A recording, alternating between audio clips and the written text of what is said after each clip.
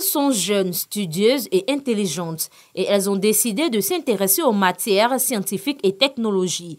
Réunies au sein de l'Association des sciences et technologies au féminin, ces jeunes filles scientifiques veulent promouvoir ces filières et attirer le maximum celles qui hésitent encore à se lancer. Une action qui permettra de renforcer la promotion du genre au niveau des pôles scientifiques. Il s'agira pour chacun de ses partenaires présents de pouvoir occuper une partie de nos différents objectifs spécifiques que nous avons dans le plan d'action à leur présenter aujourd'hui et voir dans quelle mesure est-ce que chacun pourrait nous accompagner. Ces jeunes filles ayant choisi les sciences et la technologie sont confrontées à de nombreuses difficultés, notamment celle du logement dans les cités universitaires. Pour favoriser un meilleur cadre d'apprentissage et de formation, l'Association des sciences et technologies au féminin souhaite que les salles soient équipées en matériel didactique scientifique adapté. Un appel est donc lancé aux institutions. C'est une bonne initiative. On voit que les études scientifiques maintenant, ce n'est pas du tout facile. Alors si tu viens d'arriver, que tu n'as pas de guide pour t'avancer un peu, c'est pas facile et tu risques d'abandonner. Notons que l'association Sciences et Technologies au féminin a été créée en 2016 et compte une centaine de membres. Elle a procédé au lancement officiel de ses activités en septembre dernier.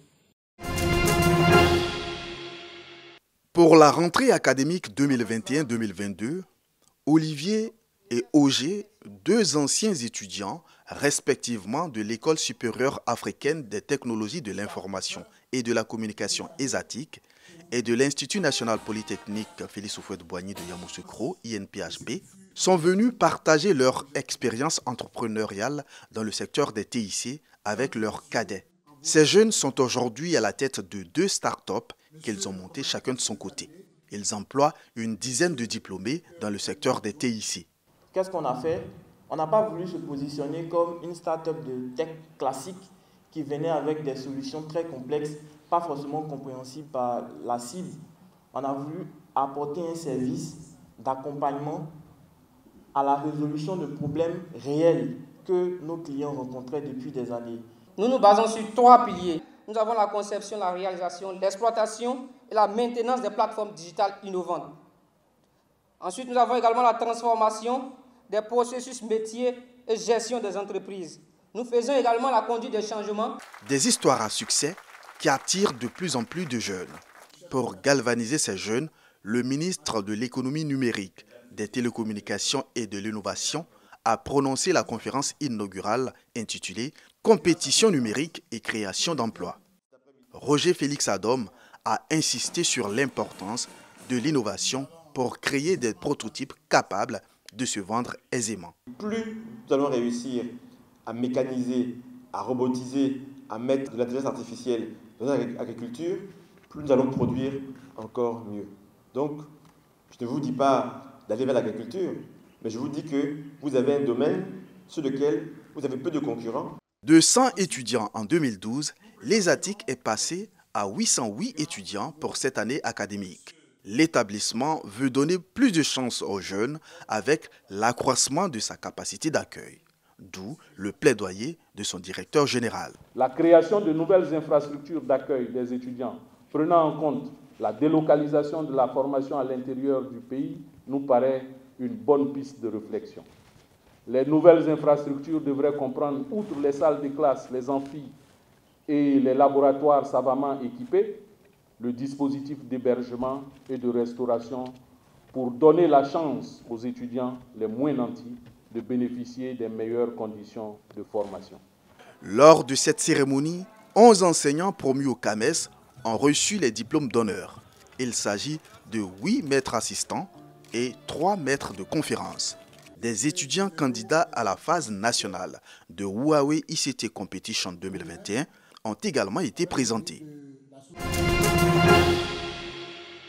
Poser des actions sociales dans les écoles grâce au ristourne obtenu sur la prise des photos des élèves, c'est l'objectif que s'est fixé le réseau des reporters, photographes, caméramans professionnels et assimilés de Côte d'Ivoire, REFOCAPSI. Une initiative qui lui a valu l'approbation du collectif des associations des parents d'élèves et étudiants de Côte d'Ivoire, KPSI, pour la prise des photos de leurs enfants dans les écoles. On a constaté qu'il y a une équipe des photographes qui s'en vont. Ils font des photos. Ils ont des ristournes, ils retournent à l'école, ils demandent aux écoles quels sont vos besoins. Et puis ils reviennent. Si c'est la tri, il faut encourager ce genre d'action. Nous sommes plus de 20 000 jeunes Ivoiriens qui avons choisi d'aider l'école ivoirienne. Et au-delà d'aider l'école ivoirienne, du jour d'aujourd'hui, nous avons investi avec les photos tirées à l'école, des ristournes, à hauteur de 500 à 800 millions de francs CFA. Nous avons pu collecter et redonner à l'école ivoirienne. L'accord des parents d'élèves obtenu, le REFOCAPSI entend commencer ses activités dès ce lundi 8 novembre dans tous les établissements scolaires de Côte d'Ivoire. 30 sacs de riz, des pâtes alimentaires, de l'huile ainsi que des cubes d'assaisonnement aux veuves d'Abobo Ndotré, un geste du club Al Back Forever. Objectif, soutenir ces femmes qui vivent dans des conditions difficiles. Abobo regorge plus de 47% de femmes veuves. Alors c'est dans ce sens que nous sommes venus dans cette commune pour soulager cette population. L'initiative a été saluée par les hommes de Dieu. Les récipiendaires, toutes heureuses, n'ont pas manqué de témoigner leur gratitude aux donateurs. Ça fait 3 ans, mon mari est mort. Mais quand il voit immerger à son fils aujourd'hui, là, je suis trop contente. Mon souci, tout c'est parti. Quand mon mari est mort, là, il m'a laissé, tous ses parents m'ont resté. Il demande manger pour manger. Donc vraiment, je sais que quelqu'un qui va me lever là, elle est venue. Elle est venue ici aujourd'hui, là, je suis trop contente.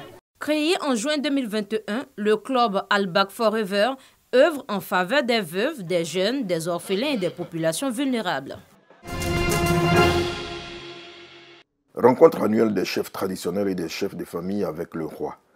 Un huis clos pour évoquer tous les sujets, même ceux qui fâchent. On est en pleine année et il est de bonne loi que les chefs qui sont dans le royaume viennent rencontrer le roi pour évidemment dire certaines choses, pour s'entendre sur certains aspects de la gouvernance. C'est donc tout naturellement que cette rencontre ait eu lieu avec le roi et disons les chefs. Il s'agit quand même d'affaires, je dirais, culturelles qui rentrent en ligne de compte dans les relations que nous avions avec le roi.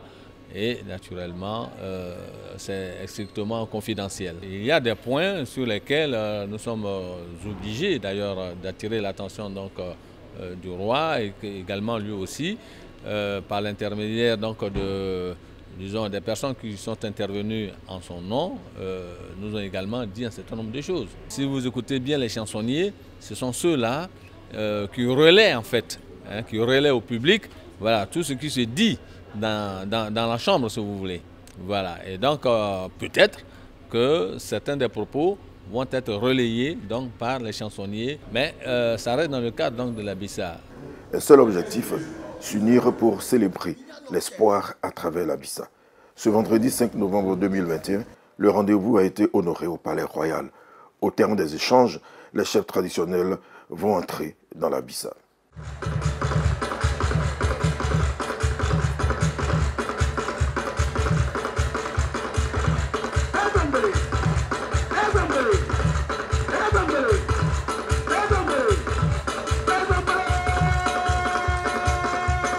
Avec eux, les familles Adaoulin et Alomba.